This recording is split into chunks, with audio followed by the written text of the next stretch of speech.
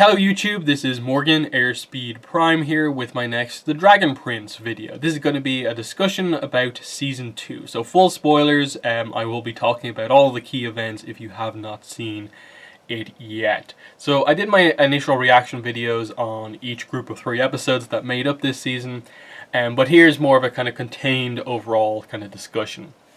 So overall, I really enjoy The Dragon Prince. I thought Season 1 was good. I thought this season was good. There's still something that keeps me and holds me back from, I think, really just falling in love with this show. Being able to say that this is an amazing, excellent, stunning show. And for me, the main problem it ultimately boils down to is that I'm not currently overly happy with the format, and that being the 9-episode format. I don't really feel like each book, even though it's been given a name, Book 1 Moon, Book 2 Sky, it doesn't really feel like there's any massive distinction about the difference between the season episodes. Of course it's a continuous story and it flows between them, but just when I think about the first book, I don't overly associate it that much with being moon related, and similarly here I don't overly associate it with being sky related. Yes, the Moon Shadow Elves were much more of a focus in the first season. Yes, Callum learning sky magic was a focus here, but it's a very vague, term in a way.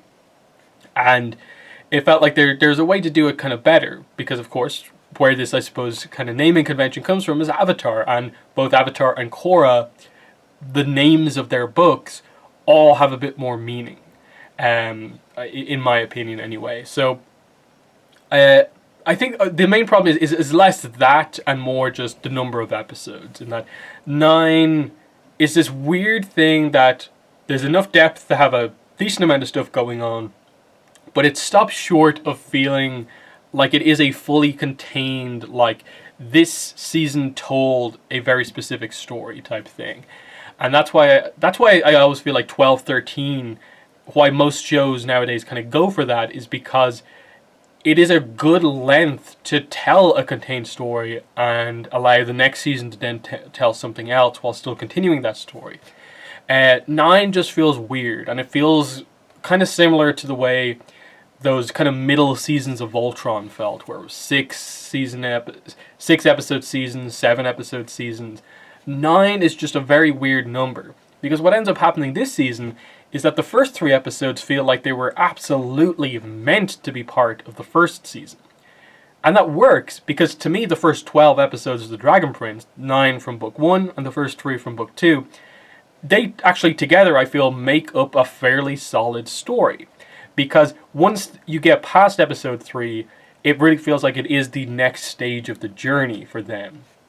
In that the whole, Claudia and Soren discovering them was such a bad cliffhanger from the first season that it just should have been included as part of the plot there. And if you think about it that way, it means that we kind of only got 6 episodes that are kind of technically part of the next stage of the journey. And then when you go into the plot kind of beyond that, not a lot happens. It's a journey show at the moment, but they're not doing a lot of journeying. It's just oh, we've flown to this place. Let's get on this ship. We just have to sail a really long way to get to Zadia. They're on the boat for a bit. They obviously get off and then have to make the slight remainder of the journey to get to the kind of border between Zadia and the rest of the world, and they just cross it. And it just happens really quickly. It doesn't feel like we're exploring the world that much. And it just felt like they kind of, in a way, rushed aspects of the journey. And then it sort of makes the makes the plot feel a little light. Because, when you really break it down with the main characters, the main plot comes down to Callum wanted to learn sky magic and gets there in the end. And I think it's a solid arc, and I'll get into discussing it, but it's not as significant as I think plots could be. Rayla similarly doesn't have a lot going on. Most of the stuff with Rayla is initially her struggling over how she should tell Callum about what happened to his father, and then the sort of aftermath of that.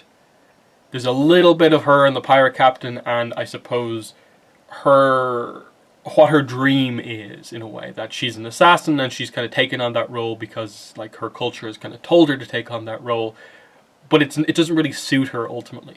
She's a good fighter, but not necessarily an assassin. And what decision is she eventually going to come to? But again, it's basically one scene with Rayla that kind of suggests that. Other than that, she is just kind of there. She's a main character. She's involved in a lot of the scenes, but there's nothing like really plot kind of significant going on all that much. And so what it meant is that this season, and I think across both of the first seasons, the best characters in the show are Viren, I think, and Claudia. Soren is kind of in there as well, but I do think Viren and Claudia kind of stand out to be just the more in-depth characters. Claudia is probably, I think, my favorite character on the show right now, just because she has that really good blend of being able to be a fun character, but also having a lot of depth to her character as well. Because both her and her brother are dealing with this really interesting conflict about going ahead with what their father says and hurting their friends, killing their friends, versus their loyalty to their father. And because of the backstory that we get here about what happened to Claudia and Soren's mother, there is that extra significance of like, because they're not around their mother anymore, their father is the only other member of their family around right now. So that adds this extra thing of like, because if they betray him, if they go against him, they're kind of, all they've got is each other. And I think they're almost getting to that point where, with the lengths that Claudia goes to heal Soren here, that they're leaning, I think, in that direction, that where they leave them off this season is them heading back to, basically, I suppose, see what their father says about what happened, but he's been captured. And how are they going to react to this? Because they know he's up to some bad stuff, because they're questioning his orders to kill the princes. How are they going to react to him being captured when they get there? Potentially Claudia being able to see the influence of dark magic on him. Will she potentially be able to sense the whole Aravos kind of centipede thing? I'm not entirely sure, but they're going to have a decision to make on this, and I think they've done enough to where they could have it just be a fairly simple thing of just they realize what's happening and go off on their own. It's complicated because obviously Ezran is coming back to be the king, and they do have a certain loyalty to their father, but the situation that Viren is in now, it feels like he's kind of on his own. Like, will they even let the siblings kind of speak to him? Will they be arrested too, but for following their father's orders? There's a lot of different ways they could go with this. But what they got across, I think, clear enough across these episodes was that Claudia and Soren both care about Callum and Ezran. Now, this is why I think Claudia is more developed, is because, of course, they got across her connection to Callum a lot, to the point where I think there is actual, true romantic chemistry between her and Callum. Much more than potentially what would seem like the obvious character pairing of Callum and Rayla. I definitely lean towards Claudia and Callum being the more likely relationship to happen here, despite the borderline close to kiss that happened as well, with Rayla nearly kissing Callum, which I felt did come a little bit out of nowhere, because I haven't got much of a like they're attracted to each other, they really see each other in that way dynamic between them yet. Maybe that was meant to be the first hint of it, and there will be a bit more kind of romance, kind of drama stuff going on. But that's why that scene was just a little odd. But I liked what they did with Claudia and Soren. With Soren specifically, obviously the really shocking thing of having him like break his back, be paralyzed, and the big character stuff that happened because of that he's happy in a way that he's paralyzed, which is this shocking thing. Like, it's really emotional to see him just be like, such an active character, just be like, oh, it's fine, in a way I kind of deserved this, and it makes my decision up for me, that I now can't follow the order to kill the princes because I can't move. He can't, give out to me for that. I got myself injured doing this. And it speaks to, obviously, his ultimate lack of wanting to hurt them. As much as he tried to do it, he really, in the end, didn't want to. And it's the same for Claudia, that there is a level of they almost like hurt themselves, like having to almost kill them. And there's obviously that sense of betrayal, but there's good emotional development for Claudia and Soren to the point where, they can go either way, but I'm definitely leaning towards, they are more on the good side than bad. But again, Viren is a manipulator. Who knows if he'll be able to get them back on track, or if he'll be even given the chance to now that he's been captured. So I think definitely a big success to the development of Claudia and Soren as characters. I suppose I'll talk about Viren here and the Aravos stuff next. I continue to like Viren as the main villain, and what I really liked this season was that ultimately he fails in everything he does here, and that is why he ends up ultimately giving Aravos exactly what he wants.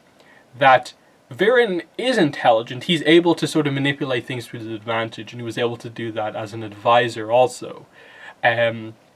And that's what the significance of, I suppose, him telling that backstory that includes him in it as well.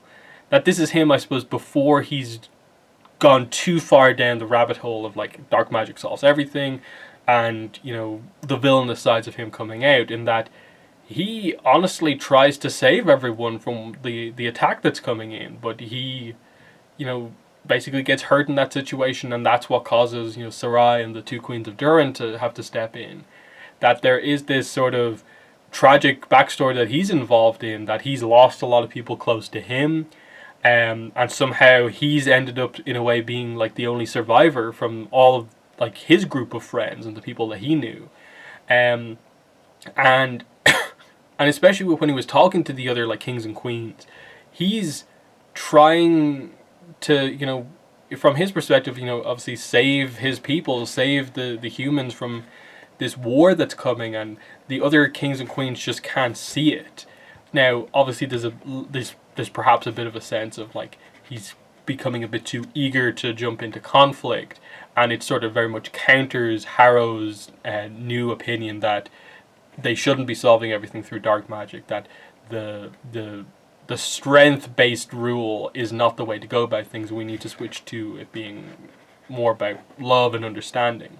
That's what he said to Callum in that letter, and in a way what their arguments in the first season were kind of about.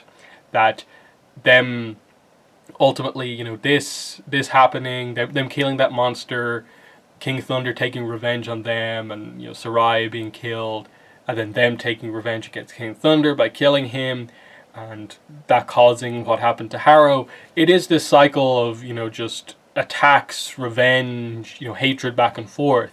And ultimately it needs to stop, but Viren is just kind of becoming part of that. And that's kind of what you're seeing here. But there's also the sense that he is a character, you can understand him because he's failing. He tries his best to get everyone to agree with him, to help this attack that honestly is coming, that a lot of people probably will die if just all the elves are allowed to come through and attack. And they just won't listen to him. And so he turns to the thing he was questioning, he has his doubts over, but it's his only chance, his only hope, is to just go ahead with whatever Aravos is doing. And they basically imply like that the second Aravos speaks, in a way Viren is sort of under his spell. He's not directly controlling Viren, but the type of character that Viren is and the way Aravos handles their situation, he has him completely. He has the information that Viren needs, the way to get what he wants. But even then that fails. Like he ends kind of feeling that Aravos has betrayed him, and even though he leaves the centipede thing with him, he's captured in prison without the mirror like directly there and active. How is he going to have the power to really accomplish anything? And especially with Ezran returning to the throne, what's going to happen here? Like, there's no way Viren kind of gets out of this in a way where he's just allowed to, like, advise Ezran. He's going to have to somehow escape and be on his own in some way.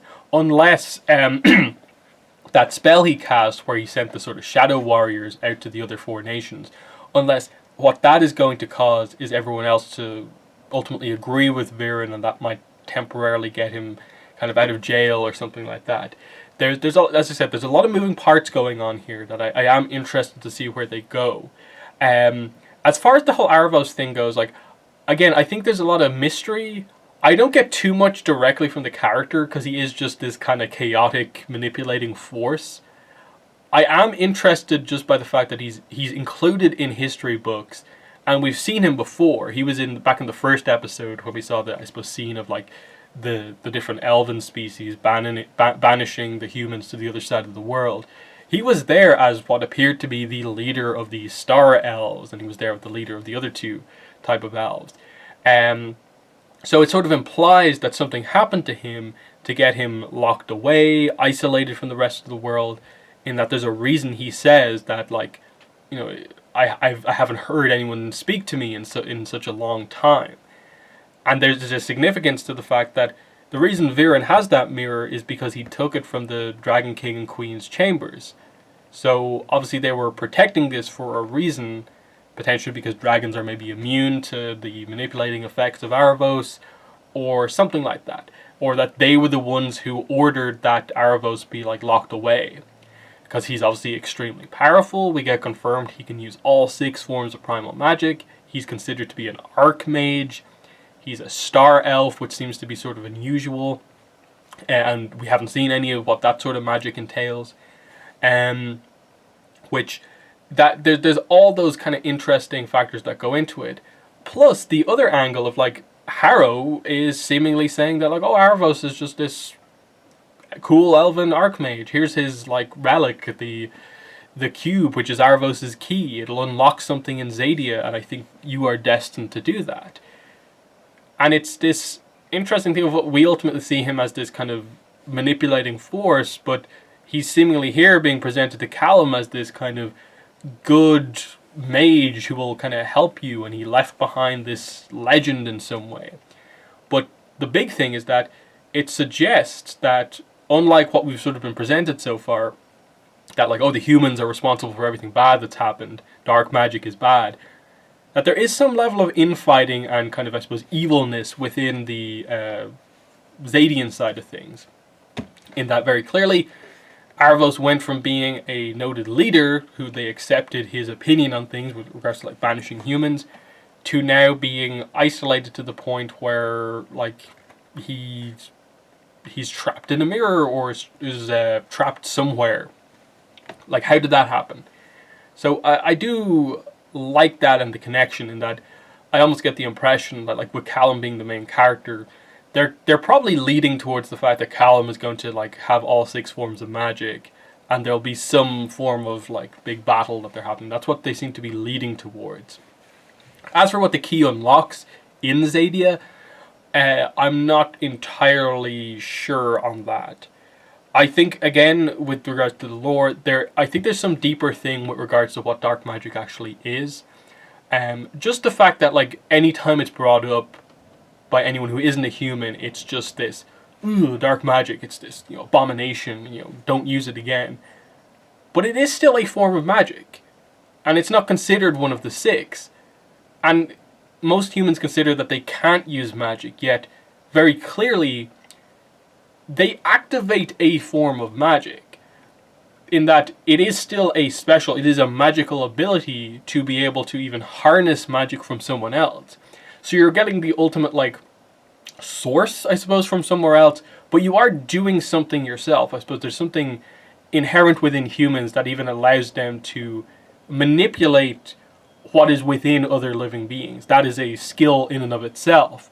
So humans do have a form of magic, and I suppose the question is ultimately, is there an arcanum behind dark magic? And as much as it's called dark magic, is there another side to it? Like, is it actually life magic? And it just so happens that the obvious way most people see to use it is to rip magic out of other things, but is there a way to do it differently?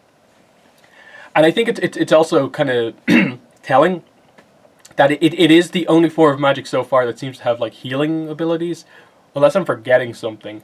But the fact that Claudia has all these different healing techniques, and as much as, you know, it's like sacrificing animals to do it, it is healing though, and especially with her, the fact that when she does ultimately heal Soren, obviously it's implied that she's killed these deers to do it. It also feels like she's given up like a little bit of her life force as well, because the white streak goes through her hair. That's usually a signifier of like life force kind of going away, the color being drained from someone's hair. So that's another thing that's kind of definitely on my mind when it comes to this, is that there's much more of a story to be told about what actually happened, which I think is just some human in the past used dark magic and caused such an incident that the elves basically banished humans, all humans, to one side of the world. That seems basically pretty petty, that like, okay, one human did something wrong, and even though if it was huge, all humans get banished for it. And especially if Aravos has maybe after that done something just as bad himself, they look pretty bad in all of this. So there's more of a story to be told. I think there's more to dark magic. There's probably more of a story to why humans don't have a connection to a primal source by default, but that they're able to actually unlock something, which I suppose is getting into the Callum arc. And I think in a way this is maybe a little bit of another problem with this season, is that while I liked where we ultimately got to with the whole Callum learning sky magic thing, I don't feel like, I think they spent too much time on this arc for what it actually ended up being. In that, I like the explanation of the Arcanum in like the first episode, and him like mentioning it to like Rayla, and her not really exactly knowing it either. But then you have little subplots like the whole thing on the boat in episode 4 with like, I suppose it basically activating Zim's magic, but like Callum not really learning anything from it. I like him using dark magic to try and help, and kind of falling into that sort of coma, which is where he learns the sky magic from.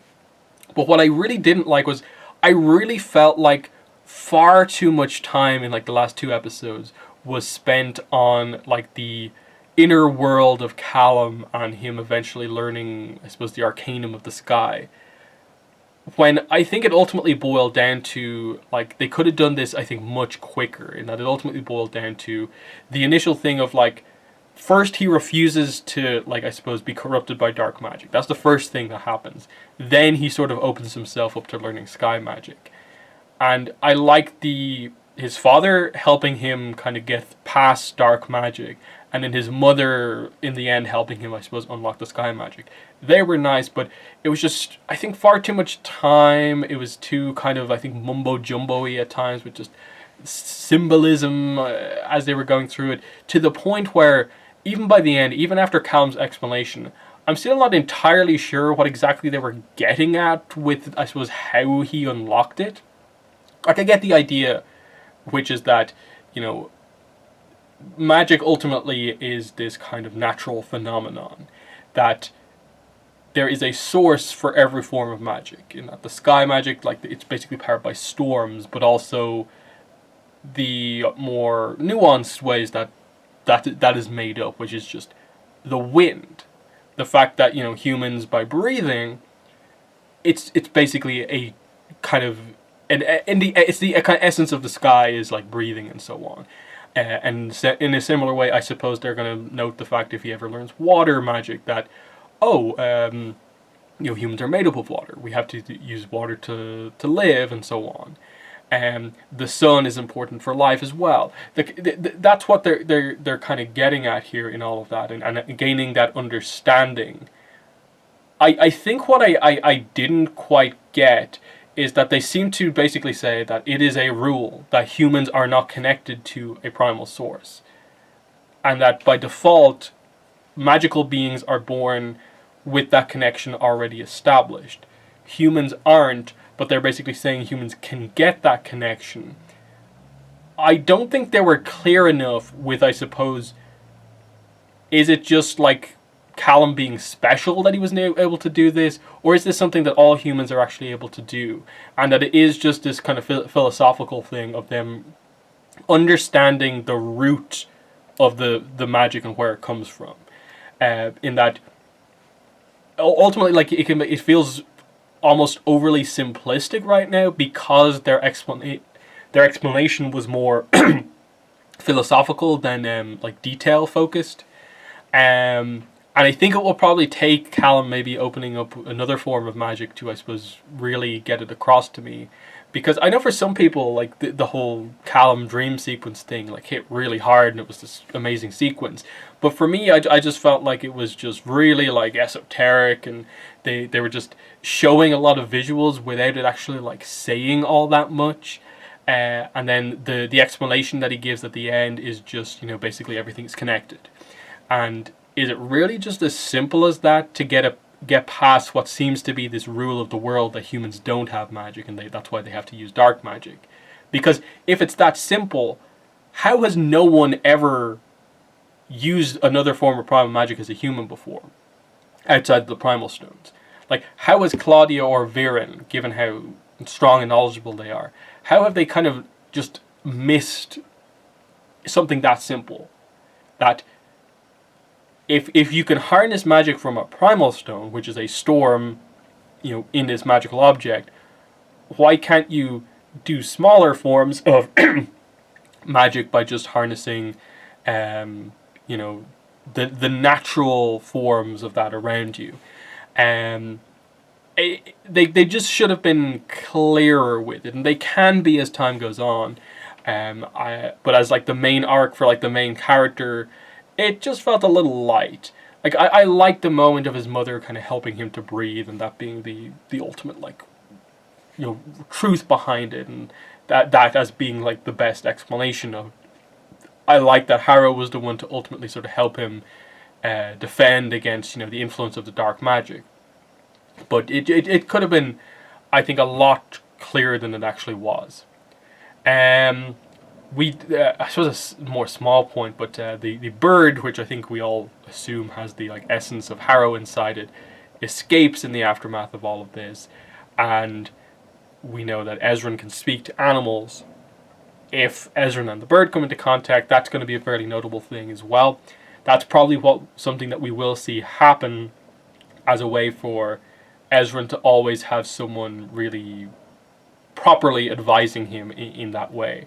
I could definitely see them going down some sort of road where, like, Viren ends up kind of being the advisor to Ezran, but then the bird ends up being the sort of counterpoint to all of that. But again, we don't really know what exactly is going on there. Like, the bird flies out, but where is it heading, and so on. I thought one of the more confusing parts of the season was the whole general Amaya thing with the Sunfire Elves. Ultimately, I think the problem came down to the fact that most of these scenes were done in silence, because she can't speak, and she's the main character they're focusing on here.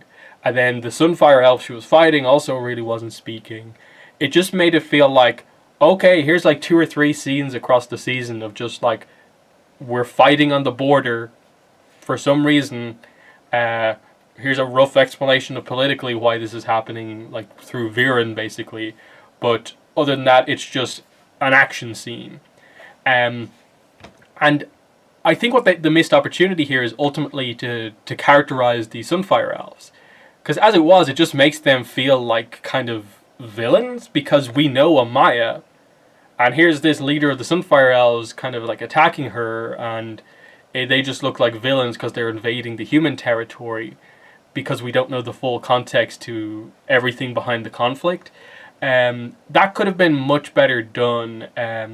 Now, I think what her lieutenant, Gren, I think his name is, he's obviously free now, I suppose. So he'll be able to go back to her, and that might open up that side of the story a bit more. But just as it was right now, it was just like, you could almost forget after watching this season that, oh yeah, there was the whole Sunfire Elf things on the border as well. But because that is the border, we also know that it's at least maybe somewhere close. They could be on opposite sides of the divide, but Callum and Rayla have just passed through the border, and Amaya is kind of there at the border as well. So, there's at least some characters like there and thereabouts. As far as the cliffhanger, the dragon, what's it, Sol Reagan, I think is what they say. Rayla says. Interesting cliffhanger. I think it comes across a little bit like the cliffhanger to last season, where it's like, oh, Claudia and Soren know where they are. End of show. Here it's just like, the dragon you have seen in promotional material. End of show. It's not like, okay, one, why does Rayla know the name of this dragon? What's the significance of this dragon? The fact that he has Sol in his name, does that mean he's like a sun dragon and he'll be very fire focused? Or what? Is he just there to guard the border? Who knows? There's a lot of questions like that. Obviously, like with the Sunfire Elves being at the border, like that sort of explains the whole sun connection. That's why I think probably book 3 will be called like Sun or Soul, depending on what way they're going to go about it. But like, what's going to happen? Obviously, they have Zim there, and it seemed like the other dragon that we met this season was aware of the fact that Zim was the Dragon Prince. Here is clearly a much older dragon, a more noted dragon, who seems to have a history. What's his reaction to Zim going to be? There's also the sense of like, if there's a king and queen of dragons, like, can dragons in any way communicate, or are they literally just animals? Because like there's like almost an implication with like the dragon queen that like there is some deeper sense that like dragons can communicate more than it seems. But like we don't really know all that much just yet. So it's an odd situation, but at least it means that their entry into Zadia immediately is going to be impactful, because right there is one of the more notable dragons in the show. What's going to happen?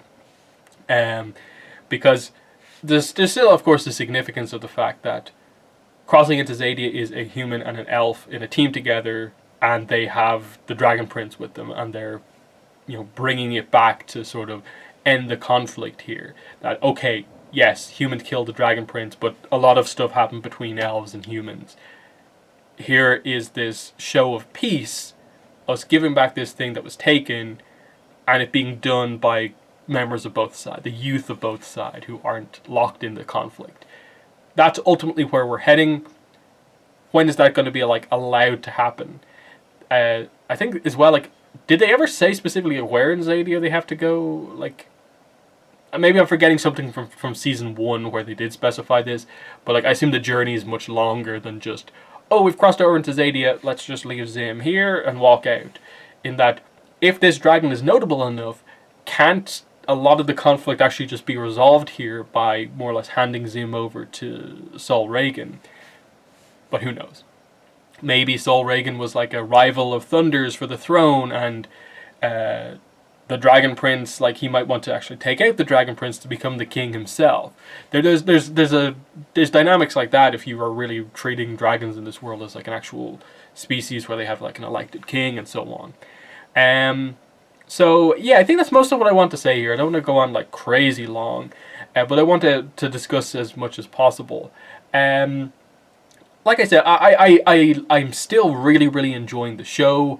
It's just a few little things with just the format, the short number of episodes per season. The season's not really feeling like a contained chunk, and because the seasons are so short, some of the arcs kind of feeling smaller than they perhaps should be.